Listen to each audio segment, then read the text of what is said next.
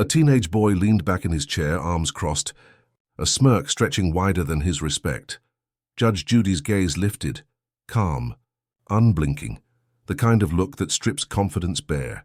He rolled his eyes, and laughter rippled faintly through the crowd, but it died fast because when Judy finally spoke, her words didn't echo, they cut, and within minutes, that smirk was gone.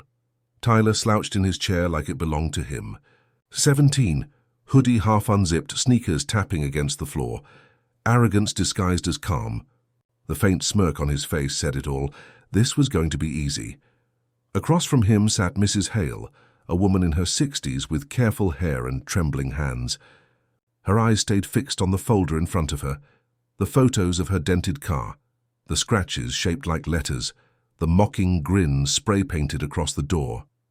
A cruel imitation of her own face, copied from a picture her neighbor, this same boy, had posted online. Judge Judy leaned back in her chair, reading the file with the quiet precision of someone who had already seen this story too many times. The lighting caught her glasses, reflecting a hard silver glow. When she looked up, the room seemed to shift. "Mr. Brenner," she said, voice steady, "you understand why you're here today?" Tyler shrugged. "Somebody's overreacting," the audience murmured, half disbelief, half anticipation. Judy didn't move. "Overreacting," she repeated softly. "To vandalism? Or humiliation?" He smirked again, leaning forward. "It's just paint. She can wash it off." The camera would have caught everything, the quick twitch in Judy's eyebrow, the stillness before the storm. Her tone didn't rise.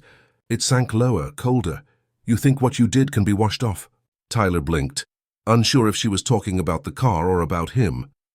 The bailiff shifted in the background, folding his arms as if preparing for what always came next. The slow, deliberate dismantling of arrogance. Mrs. Hale spoke for the first time. Her voice was small but steady. "He filmed it, Your Honor, posted it. My grandson saw it before I did." Judy turned back to Tyler. "You recorded this." He rolled his eyes. "Everyone records everything. That's life. Then today," she said, "we'll record something else. Accountability." The courtroom tightened. Even the air vents seemed to hush. Tyler glanced toward the gallery, where his mother sat clutching her purse so hard her knuckles had turned white. Dana Brenner avoided his eyes, mouthing something only a parent would. "Stop." But he didn't. He looked back at the judge, lifted his chin, and smiled. Judy's gaze didn't flinch. "All right," she said, almost whispering. "Let's see if you still find this funny when I'm done." The gavel struck once, a single note that sounded less like order and more like a warning, and for the first time, Tyler's smirk wavered. Judge Judy motioned toward the clerk. "Call the first exhibit." "Let's start with what he calls a joke." The smirk grew, wider, like he thought he had already won. But arrogance ages fast in Judge Judy's courtroom, and this one was about to wrinkle in record. "Time." The clerk placed the first photo on the evidence screen, a close-up. Silver paint splashed across a blue sedan, spelling a single word in dripping letters: "Cry baby." The laughter that rippled from the gallery was nervous, not amused. Judy's head turned, slow and deliberate, until silence fell again. Her tone when it came was calm enough to cut glass. "Mr. Brenner, that your artwork?" Tyler leaned back, hands clasped behind his head. "If you call it that, sure. Just a prank. People do worse. People do worse," she repeated as if tasting the phrase. She nodded once to the bailiff. "Bring me the next photo." The next image filled the screen. Mrs. Hale's face streaked with tears captured from a still frame of Tyler's video. Her voice cracked in the playback, pleading for him to stop. His off-camera laughter filled the room again, echoing through the speakers like ghosts of cruelty. Judy didn't look away. Neither did the audience, Tyler shrugged. "She's fine. Her car's fixed. It's done." Judy's gaze sharpened. "Done?" Her voice rose only 1 degree, but it carried the weight of years. When you humiliate someone publicly, it doesn't end when the paint dries. It ends when the dignity does, and that, young man, takes longer. He rolled his eyes. "It's just a car, lady." A collective inhale swept through the courtroom. The bailiff's jaw tightened. Even the court reporter froze mid-keystroke. Judy's eyes didn't blink. "Lady," she repeated quietly. Then silence. She let it stretch until even Tyler shifted in his seat. "Let's try again," she said finally. Address this court properly. He hesitated, then muttered, Yes, ma'am. Better, she replied. Now, so, do you understand the concept of responsibility? He exhaled through his nose. I guess. Like if something's your fault? Close, Judy said. Responsibility is what you owe after the apology you never gave. The boy's grin flickered, the first visible crack in his armor. He looked back at his mother for support, but Dana Brenner sat rigid, eyes wet, lips pressed into silence. Judy's tone softened, almost pitying. Your mother looks exhausted, Mr. Brenner. How many nights do you think she spent defending behavior even you can't explain? Tyler swallowed hard. Whatever. She doesn't care. Dana's whisper reached only the front row. You have no idea how much I care. Judy heard it. She always did. Her gaze shifted between them, the triangle of arrogance, guilt, and fatigue closing tighter. Overreacting, she murmured, quoting his earlier words. Let's see how overreacted this feels in about 5 minutes. She turned to the clerk. We'll play the video in its entirety, audio included. The lights dimmed slightly. The hum of the monitor filled the silence. Tyler leaned forward, mask back in place, whispering under his breath, Whatever, this'll be quick. But Judy's expression said otherwise. Patient, poised, surgical.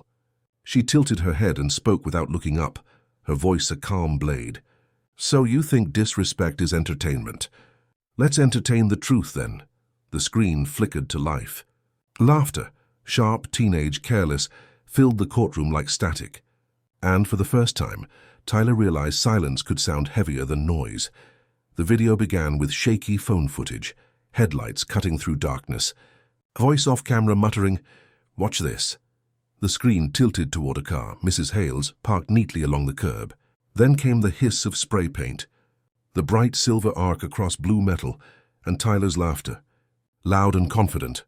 In the courtroom, that same laugh replayed, echoing off the walls like a cruel confession. The crowd shifted uncomfortably. Even the bailiff's steady posture changed, a barely perceptible turn away from the screen.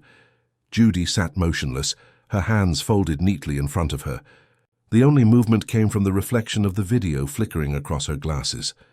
When the clip showed Mrs. Hale stepping outside in her robe, pleading for him to stop, Judy's voice cut through the sound. Pause that. The room froze mid-frame, Mrs. Hale's outstretched hand, Tyler's grin half caught in motion. Mrs. Hale, Judy said softly, how long ago was this recorded? Mrs. Hale's fingers trembled on the edge of her folder. 3 months ago. The night before my grandson's graduation. You called the police? Yes, Your Honor, but by morning the video was everywhere. Hundreds of comments. They called me. Names I cannot repeat, Tyler's smirk faltered. He sank slightly into his chair. Judy turned to him. You thought this was funny? He hesitated. I didn't mean for it to blow up. It was just supposed to be private. Private? Judy interrupted, her voice slicing the air. You posted it online, where millions of strangers could watch a woman cry. That isn't private. That's cruelty on display. Tyler looked down. I was just joking. No, Judy said, leaning forward. You were mocking. There's a difference. The video resumed for a few seconds. The laughter on screen grew louder until it was unbearable. Then a voice from behind the camera. Deeper, older, a friend egging him on. Judy caught it instantly. That voice, who is that? Tyler hesitated. Just a friend. Name, he swallowed hard. Eli, your partner in what you call humor. He didn't answer. The bailiff adjusted the volume and another clip began, a short one unearthed by the production team earlier that morning. It showed Tyler and Eli days later, laughing again, this time bragging. Tyler's own voice said, She's probably crying still. Guess I'm famous now. Gasps rippled through the courtroom. Tyler's mother covered her mouth. Judy remained perfectly still, her silence louder than any reprimand. Then, in that same stillness, she spoke. Mr. Brenner, fame built on cruelty has a very short lifespan. He looked up, eyes wide, unsure whether she was angry or disappointed. Maybe both. Let's hear your version of the truth, she said calmly, because I believe we have one more clip, the one you didn't expect to see. She nodded to the bailiff. Play the next file, the one he doesn't know we have. And the room, once again, went silent enough to hear guilt breathe. The screen froze on Tyler's grin. that same defiant smirk that had started it all. Then, with a single click, the image changed, and suddenly, his confidence began to crack like thin ice beneath weight it could no longer hold. The next video opened not with laughter, but with low voices and the faint creak of a door. A phone camera again, handheld, secret, a little shaky. Two boys in the dark sitting in a parked car. Tyler's face appeared in the glow of the dashboard light. He was bragging. "Doesn't matter," he said, the audio clear. "Mom will cover for me if it gets bad." "She always does." A collective gasp swept through the courtroom. Mrs. Hale pressed a tissue to her mouth. Dana Brenner went rigid in her seat. Judge Judy's eyes flicked toward the mother. Her tone was measured, almost gentle. "Mrs. Brenner, is that your son's voice?" Dana hesitated. "Yes, Your Honor. And when he says you would cover for him, what exactly does that mean?" Her lips parted, but no sound came out. The silence that followed was heavier than judgment. It was disappointment incarnate. Tyler turned in his seat, confusion and panic bleeding through his composure. "Mom, say something." But she didn't. She sat still, hands clasped, eyes glistening in the fluorescent light. The camera lingered on her, a mother torn between love and truth. Judy leaned forward, elbows on the bench. Her voice dropped a register. "Mrs. Brenner, did you know about this video before today?" Dana nodded weakly. "I knew about the first one.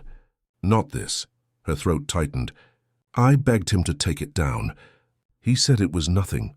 Tyler's voice broke through, defensive and sharp. "Because it was nothing. You're all making it worse than it is." Judy's gaze snapped back to him. "No, Mr. Brenner. What you're seeing right now, this is worse. Because arrogance isn't funny anymore when it hurts the people who raised you." The audience was silent. Even the bailiff's steady presence seemed smaller in the charged air. Tyler's breathing quickened. He looked at his mother, then at the floor. His hands twitched, the first visible sign that confidence was slipping into fear. Judy straightened the stack of files in front of her with calm precision, the sound crisp and deliberate. "When someone brags about lying, it becomes my responsibility to find the truth behind it." She turned to the clerk. "Mark this as Exhibit C. We'll return to it shortly." Then, eyes never leaving Tyler, she said softly, "You said your mother would protect you." "I think she's done enough protecting for one lifetime." Dana inhaled sharply, the kind of breath people take before saying something they have avoided for too long. Her voice trembled. "Ty's right about one thing, Your Honor. I have protected him even when I shouldn't have." Judy nodded once, solemn. "Then maybe," she said, "you should speak instead of him." Dana's eyes filled as the courtroom waited. She opened her mouth, and the truth she had buried for months was finally on its way to the surface. Dana Brenner's lips trembled before the words found her. The courtroom leaned in. Even silence seemed to wait its turn. When she finally spoke, it wasn't loud. It was the kind of voice people use when truth hurts more than lying ever did. "I begged him," she said, her hands twisting the edge of her purse. "I told him to take it down. I told him it was cruel." Her words broke like glass in a clean, sharp final. Tyler's eyes darted to her, confused. "Mom?" But she kept talking. "That night when he came home, I saw the silver paint on his jacket. I knew." She swallowed, voice quivering. "I asked him what happened, and he laughed. He said it was just a joke, that everyone online thought it was hilarious. I didn't know what to do." Judy's tone softened, not with sympathy but with understanding. "So what did you do, Mrs. Brenner?" Dinah looked down at her hands. "I washed the jacket." The courtroom stilled. One sound, the faint clicking of the ceiling fan, filled the air like a heartbeat. "I thought if I could just clean it off, maybe the rest would fade too," Dana whispered. "The paint, the video, the humiliation. I didn't realize. It only made it worse." Tyler stared at her, the cocky mask slipping fast. "You're making it sound like I'm a criminal," he snapped. "It wasn't that serious." Judy's head turned sharply, her eyes locking onto his. "You embarrassed a woman in front of the entire world for sport. You're lucky this is civil court, Mr. Brenner, because in my courtroom cruelty is serious." The boy's jaw tightened. "You don't get it?" "No," Judy interrupted, "you don't get it. You turned another person's pain into entertainment. That is not humor. That is a moral failure." Dana pressed her hands against her eyes, tears streaking through her foundation. "He used my car that night, Your Honor, without permission. The scratches on Mrs. Hale's bumper, they match the paint on my fender. The room gasped. Even Judy paused for a heartbeat before replying. So the damage wasn't an accident? Dana shook her head. No. He reversed too fast when she shouted at him. He didn't mean to hit it, but he didn't stop either. Tyler's face drained of color. Mom, why would you? Because I am done lying for you, she cried out, her voice trembling with months of buried guilt. You need to see what you've become, Tyler. You need to see what I've let you become. The silence that followed was brutal, the kind that doesn't ask for pity, only acknowledgement. Judge Judy let it sit, her eyes heavy but firm. You see, Mr. Brenner, she said, voice calm again, your mother understands something you don't. Protecting someone isn't the same as enabling them. Tyler looked away, blinking fast, his chest rising unevenly. The smirk was gone now, replaced by something uncertain, almost childlike. Judy leaned back slightly. I wanted attention, Tyler. Her tone was quiet, final. You just got it. The gavel tapped once, not to end the hearing, but to mark a shift.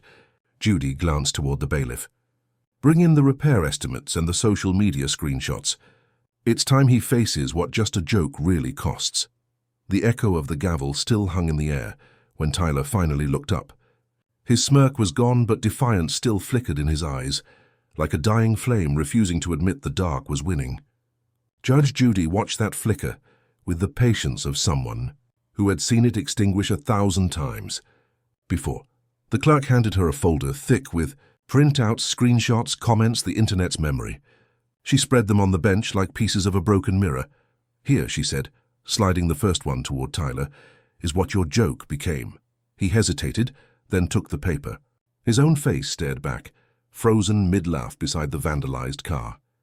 The caption underneath read, "This kid has no soul."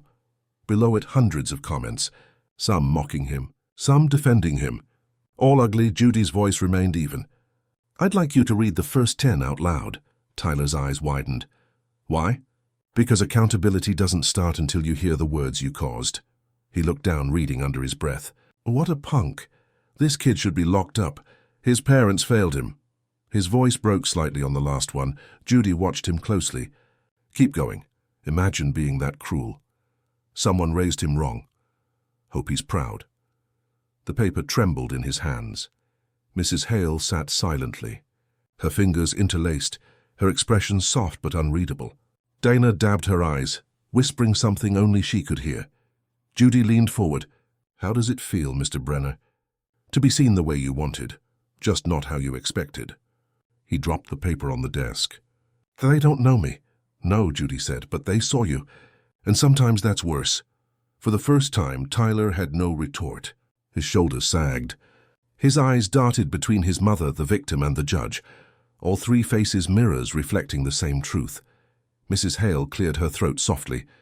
When my grandson saw that video, she said, he asked me why someone would do that to me. I didn't have an answer. She turned to Tyler. Do you? He looked down. I don't know. It was just supposed to be funny. Did it make you laugh? Judy asked quietly. Tyler's voice was barely audible. Not anymore. The silence that followed wasn't cruel. It was heavy, like a lesson finally finding its weight. Judy's tone softened, not out of pity, but precision. Humor without empathy is cruelty, Mr. Brenner, and cruelty without consequence becomes habit. You are lucky this is still a lesson, not a record. Tyler nodded faintly, his voice shaking. I'm sorry. Judy didn't smile. Do not say it to me. Say it to the one you hurt. He turned to Mrs. Hale. I'm sorry, he whispered. I mean it. Mrs. Hale nodded once.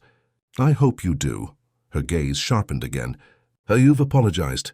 That's the easy part. The hard part is proving you meant it. If you were sitting in that courtroom, would you stay silent?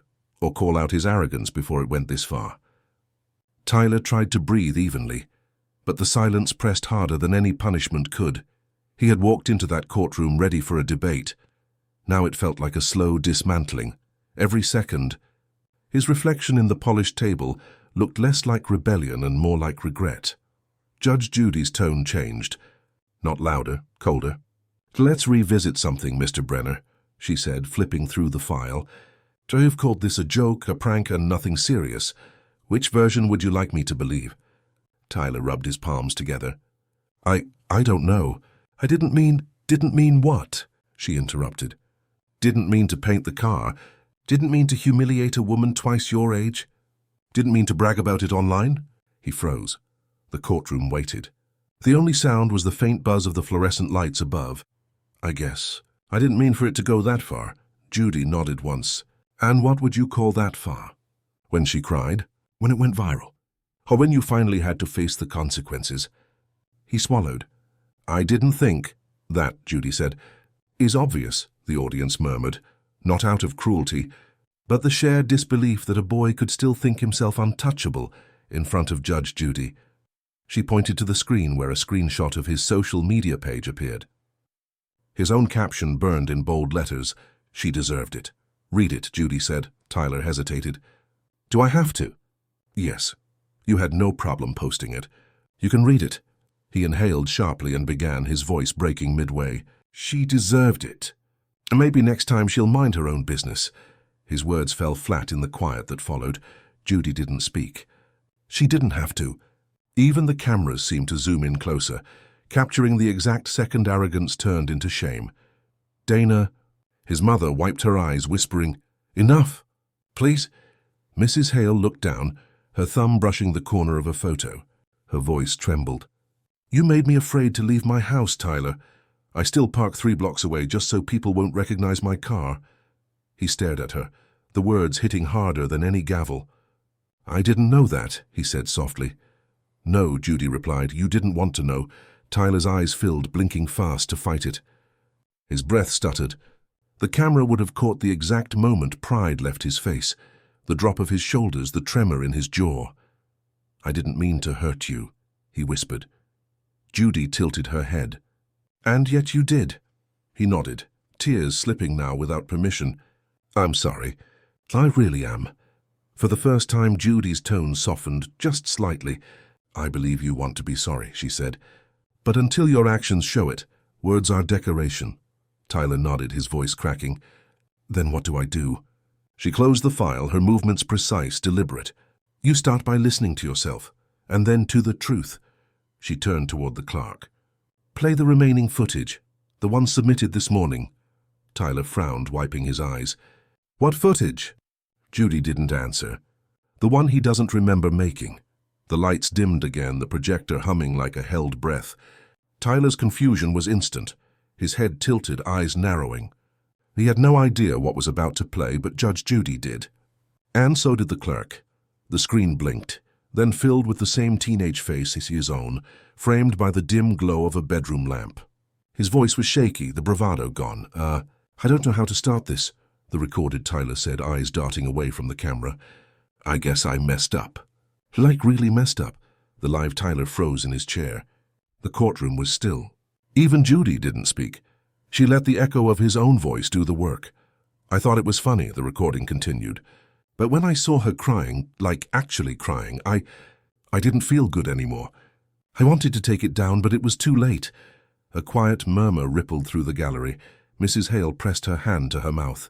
Dana Brenner's tears returned, this time softer. Not shame, but something closer to relief. On screen, Tyler shifted, speaking again. I don't know how to say sorry without sounding fake. I don't even know if it matters. But if she sees this, Mrs. Hale, I didn't mean to make you cry. I just wanted to look cool. And now I just feel stupid. The video ended abruptly. No music, no laughter. Just the dim reflection of regret. Judy's voice broke the silence. When was that recorded, Mr. Brenner? He stammered. I don't know. A few days after. After it happened. And why wasn't it posted? He rubbed his forehead. I couldn't. Everyone was already making jokes about it. My friend said if I apologized, I'd look weak. Ah, Judy said quietly, leaning back in her chair. The court of public opinion. Crueler than any I've presided over. Tyler's voice trembled. I was scared. I thought if I ignored it, it would go away. Judy studied him, her expression unreadable. And did it? He shook his head, whispering, No, ma'am. She nodded slowly. Good. Because guilt that lingers has a purpose. It's there to remind you that decency still exists buried under ego. The boy looked up at her, eyes red. I really did want to say sorry. Then start by meaning it, she replied. Not to impress, not to fix your image, but because empathy has to begin when no one's clapping. The courtroom stayed hushed, the air almost tender now. Mrs. Hale spoke softly. "That boy in the video, that's the one I wish I'd met first." Tyler wiped his cheek, unable to meet her eyes. Judy leaned forward, her tone shifting again, back to steel. "Empathy is rare, Mr. Brenner, but responsibility, and that's non-negotiable." She gestured toward the mother's seat. "Because the next video isn't about you, young man. It's about the person who tried to clean your mess." Dana Brenner froze, color draining from her face. The screen went black. No one moved. For a moment, the entire courtroom existed inside the echo of Tyler's trembling apology, a ghost of the boy he could have been. Judge Judy didn't speak right away. She sat perfectly still, hands folded on the bench, eyes unreadable. The quiet that filled the room wasn't peace, and it was reckoning. Tyler's recorded words seemed to hang in the air like dust caught in sunlight, impossible to ignore, impossible to sweep away. Finally, Judy broke the silence. "Was that video for her," she asked softly, "or for you?" Tyler's lips parted, but no words came. His throat bobbed once before he answered. "I don't know anymore." "Then let's figure it out," Judy said, voice calm but edged with truth. "Because there's a difference between guilt and growth. One just hurts, the other changes you." Tyler nodded faintly, eyes on the floor. His fingers twisted the hem of his sleeve until the fabric wrinkled. Dana Brenner, behind him, wiped her cheeks with a trembling hand. She hadn't moved since the last clip, as if shifting might break whatever fragile honesty her son was finally reaching. Mrs. Hale's eyes glistened. She whispered to no one. "He looks so young," Judy heard her. "He is young," she said quietly. "But youth is not an excuse, it's a responsibility." The boy's shoulders sank lower with every word. The courtroom, once charged with ridicule and arrogance, now felt smaller, intimate, the weight of emotion turning the air thick. Judy leaned forward, voice measured and steady. "Tell me, Tyler, what did you want when you made that video?" He exhaled. "I wanted people to think I was funny. And now? I just want it gone." Her eyes narrowed slightly. "The video or the guilt?" He hesitated, then whispered, "Both." A faint, sad smile tugged at the corner of Judy's mouth, not approval but understanding. "One can be deleted," she said. "The other must be faced." She turned toward Mrs. Hale. "You've seen what he's done and who he pretends to be. Do you believe he's sorry?" Mrs. Hale paused, her gaze on Tyler's shaking hands. "I believe he doesn't know yet what sorry means. But he's closer than he was an hour ago." Dana inhaled sharply, her voice trembling. "Your Honor, may I say something?" Judy nodded. "Briefly." Dana leaned forward. "He's not a bad kid. He's just been lost, trying to be liked by people who don't even know him." Judy's gaze softened slightly. "Sometimes that's all it takes. One wrong audience." She looked back to Tyler. "The world laughed with you when you were cruel. Let's see how you handle it when it's quiet." The boy nodded again, wiping his cheek. "Yes, ma'am." Judy straightened the papers before her. "Then let's continue the silence, because the next truth we'll hear won't come from you. It'll come from what your mother signed." Dana's head snapped up, color draining from her face. "Do you think remorse should erase guilt, or should justice still speak louder?" Dana Brenner's breath hitched as Judge Judy lifted a new document from the file. The paper looked ordinary, but in Judy's courtroom, ordinary paper could burn like a confession. Tyler looked between them, confusion darkening into dread. "Mrs. Brenner," Judy began, holding up the sheet, "this is the insurance report from the night of the incident. It says the vehicle was damaged when you were driving." Dana's eyes fluttered closed, a soft sound escaping her, something between a sigh and a sob. Tyler frowned. "Wait, what? You said you didn't call them." Judy turned the page toward him. "She didn't. She filed a written statement 3 days later, claiming full responsibility for the property damage." Dana's fingers gripped her knees. "I couldn't let them charge him, Your Honor. He was already being threatened online. People were posting our address. I panicked." The courtroom murmured, the sound like shifting gravel. Judy's tone remained steady, but her gaze carried both fire and fatigue. "Mrs. Brenner, you know what that is, and falsifying a report." "I know." Tears rolled freely now. "But he's my son. I thought I could fix it before it got worse." Tyler's face fell. "You lied. For me." She nodded, trembling. You're still my child, Tyler. You were all I had left to protect.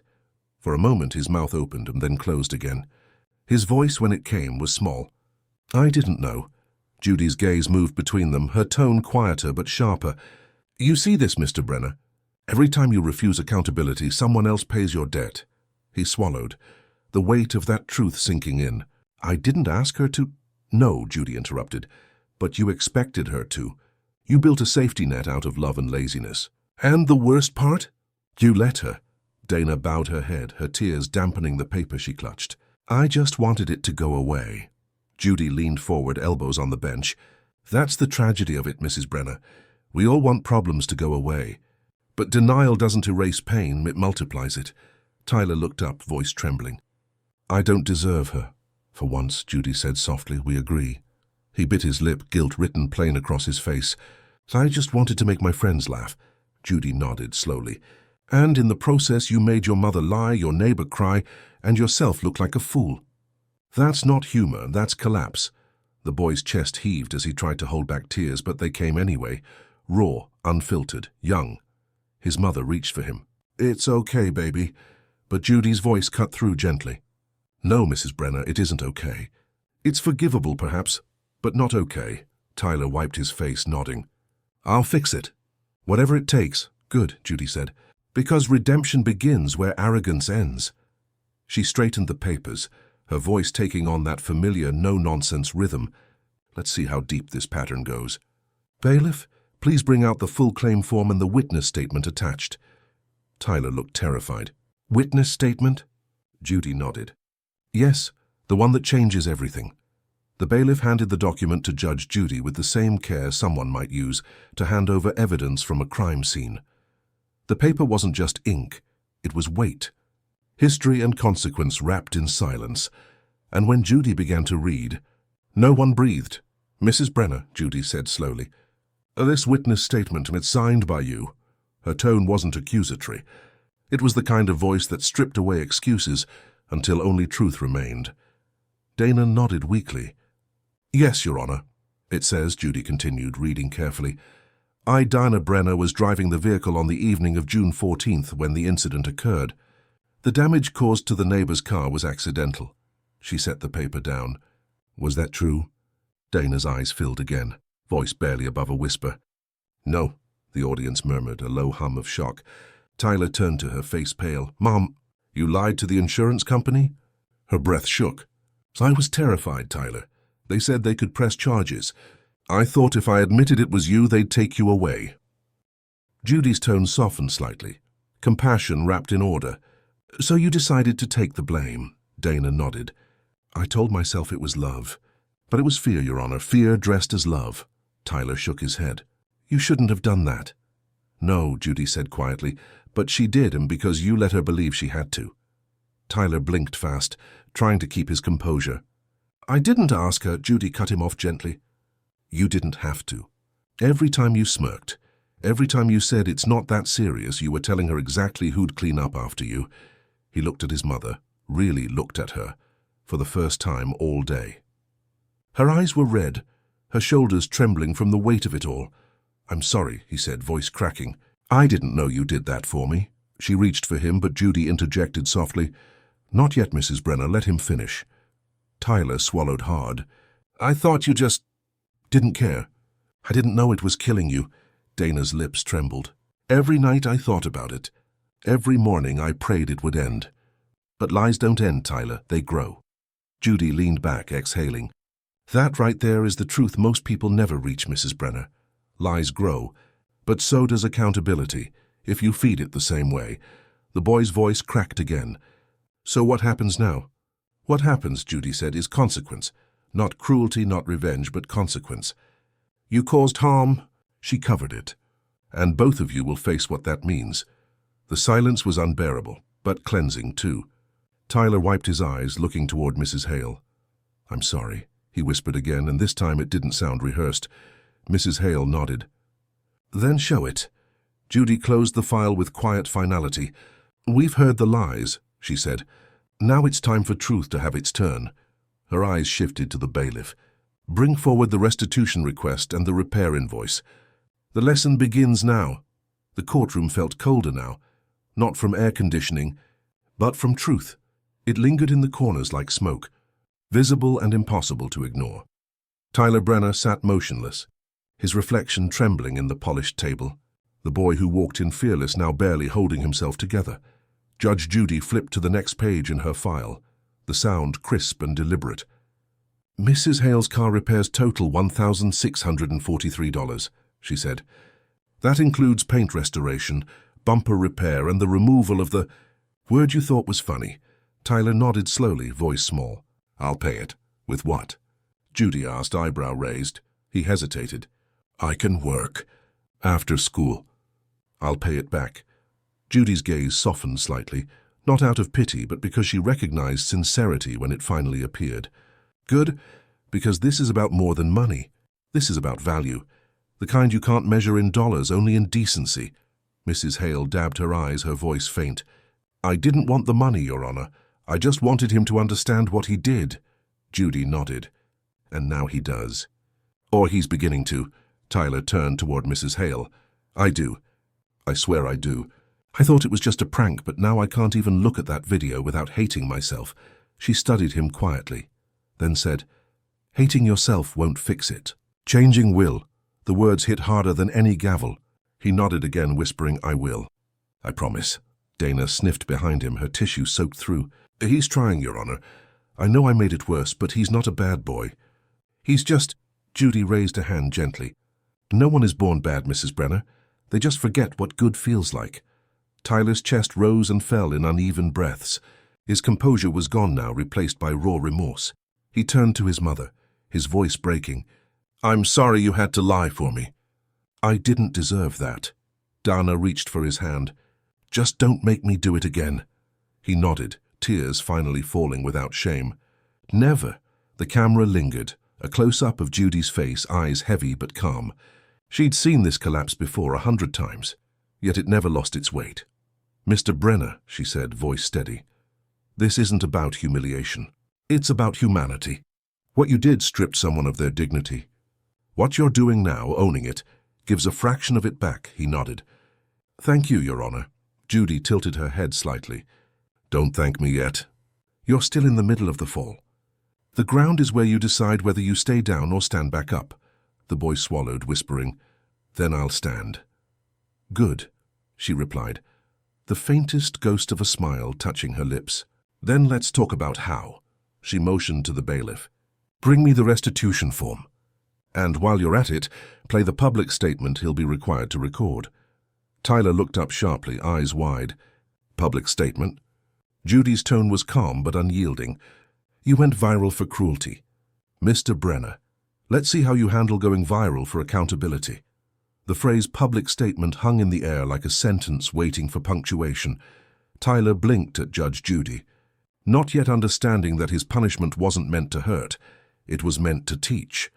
The courtroom watched the moment justice began to write its moral in real time. Judy adjusted her glasses, scanning the restitution form before her. You wanted views, Mr. Brenner, she said evenly. So here's your chance. Same camera, same audience, different purpose. Tyler's brow furrowed. You mean, you want me to record something? Yes, Judy replied. A formal apology. You'll post it on the same social platform you used to humiliate Mrs. Hale. It will remain there for 1 week, and you will read it word for word. His throat tightened. Can I at least write it myself? You may assist, Judy said, but I'll make sure it says what the truth demands, not what your pride prefers. The audience chuckled softly, not mockery, but the faint collective exhale of poetic justice. Judy continued, You'll also pay restitution, every cent. If you can't, you'll work for it. I recommend community service at a local senior center. Perhaps you'll learn something about the people you once mocked. Tyler nodded slowly, eyes low. Yes, ma'am. Dana reached forward, her voice small. Thank you, Your Honor. He'll do it. I'll make sure. Judy met her eyes, gentle but firm. No, Mrs. Brenner, you won't. He will. The weight of those words landed hard. Dana nodded, quietly folding her hands in her lap. Mrs. Hale spoke then, voice soft but resolute. That's all I wanted, for him to understand that kindness isn't weakness. Tyler turned toward her, his face red and wet. I do now, he said, And I'm sorry, really sorry. I'll fix it. Judy held his gaze. An apology is air until it becomes action. Today you start breathing truth. She slid a printed statement across the bench, an official apology draft. Tyler read it silently, lips moving. His eyes watered again as he reached the final line. I thought it was a joke. It wasn't. I hurt someone and that's on me. He swallowed hard.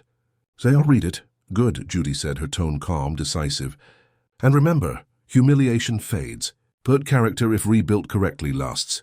The clerk hit play on a nearby monitor. A small red light blinked on the courtroom camera. Judy nodded once. Whenever you're ready. Tyler looked into the lens, the same kind that had once captured his cruelty, and began to speak. Each word came slowly, trembling but honest. My name is Tyler Brenner, and I was wrong. The courtroom stayed silent. Even the hum of the air vents seemed to pause to listen. When he finished, Judy simply said, Good. Let them hear the sound of humility. As the red light on the camera clicked off, Judy glanced toward the empty seat where Mrs. Hale had been sitting moments earlier. Let's hope, she murmured, that the internet listens better than he did. Then she tapped the gavel once, not to punish, but to seal the lesson. The camera light faded, but its afterglow lingered like a ghost. Faint red on the table, soft gold in Judge Judy's glasses. The courtroom had emptied out, but the air still carried everything that had been said, cried, and confessed. Justice had spoken, but the echo was quieter than anyone expected. Tyler and his mother were gone. Mrs. Hale had thanked the clerk softly before leaving, whispering that maybe now she could sleep through the night again. Only Judy remained, still seated, still upright, still composed. The bailiff approached quietly, setting a new case file on her desk. "Her next case is ready, Judge." She didn't look up right away. Her eyes lingered on the now dark monitor, where minutes ago a boy had faced the version of himself he never meant to become. "Give me a moment," she said softly. The bailiff nodded and stepped back. Judy exhaled slowly, her gavel resting on the bench beside her. She turned the wooden handle between her fingers, lost in thought. It wasn't triumph she felt, not even satisfaction. It was something quieter, the strange ache of justice done right but heavy nonetheless. She murmured almost to herself, "They think this is about punishment. It never is." The courtroom lights buzzed softly overhead, washing the wood in pale warmth. The empty chairs, the polished floor, the faint smell of coffee from the clerk's desk, all of it grounded her in the same truth she'd known for decades. Every case is a mirror. And every lie, when stripped bare, shows someone trying not to drown in consequence. She thought of Dana, trembling hands, love mistaken for protection. She thought of Tyler, pride collapsing into repentance.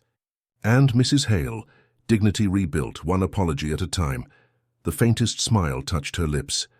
Tired. "Yes, but real," Judy whispered. "Maybe this time he'll remember what truth feels like." The bailiff returned, hesitant. "You all right, Judge?" Judy straightened her papers. "I'm fine." He nodded, but his eyes lingered on her longer than usual. "You ever get used to it? Seeing people break down like that?" Her reply came slow, deliberate. "You don't get used to it. You just learn which kind of silence means healing and which kind means hiding." He nodded, thoughtful, before stepping out again. Judy stood, smoothing the front of her robe. She paused, looking around the empty courtroom. The same room that had witnessed arrogance transform into humility and a mother's lie transform into truth. She tapped the bench once, a gentle farewell to the echoes. Next case. The bailiff opened the door, and sunlight spilled in, bright, golden, merciful. As she walked toward it, the camera panned out, a wide shot of a woman carrying justice like a quiet burden, steady and unshaken. The narrator's voice faded in.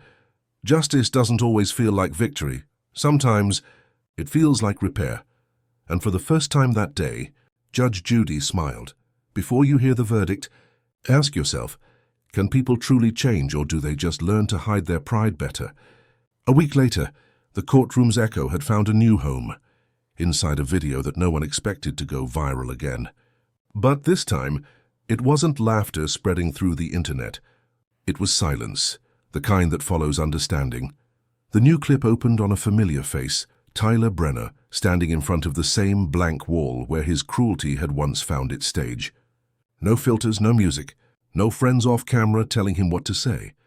Just him, a microphone, and truth. He took a breath, then spoke the same words Judge Judy had made him read aloud in court. "My name is Tyler Brenner, and I was wrong." His voice wavered, but he didn't stop. "I thought it was funny to hurt someone for attention. I thought being cruel made me stronger. But it didn't. It just made me smaller." A faint tremor crossed his jaw as he continued. "To Mrs. Hale, I'm sorry. To everyone who laughed, I hope you stop laughing and start thinking, because what I did wasn't a joke. It was a mistake." The clip ended. No otro, no music. Just the raw sound of a kid learning what it means to mean something. By the next morning, it had over 1 million views. Not because people mocked him, but because they recognized themselves in the reflection of his failure. Comments filled with words like respect, growth, and finally owning it.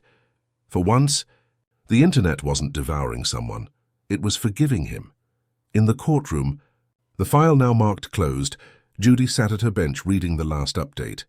She rarely looked at online feedback, but that morning the clerk had printed a few comments for her to see. One read, "Maybe there's hope for the next generation after all." Another, "Judge Judy didn't just hand out justice, she handed out perspective." Judy smiled faintly and set the papers aside. "Perspective," she whispered. "That's all justice really is, a mirror polished by consequence." She looked up at the bailiff. "What's next?" "Small claims dispute, Judge. 2 sisters arguing over rent." She chuckled softly. "Back to normal then," but as she lifted the next file, her hand paused. The gavel sat beside her, solid, steady, familiar. She rested her fingers on it, not as a weapon, but as a reminder. The sunlight through the high windows cut across her bench, warm and golden. The day felt lighter somehow, as if truth itself had taken a deep breath. She thought briefly of Tyler's mother, a woman who lied out of love, and learned that love without truth is just fear in disguise. She thought of Mrs. Hale, who had faced her humiliation and walked out with her dignity restored. And finally she thought of the boy. Once proud, now quiet, still imperfect but learning. The gavel came down once, soft and sure. Case closed. Justice isn't the sound of punishment. It's the moment arrogance meets truth. And sometimes the only way to find respect is to lose it first.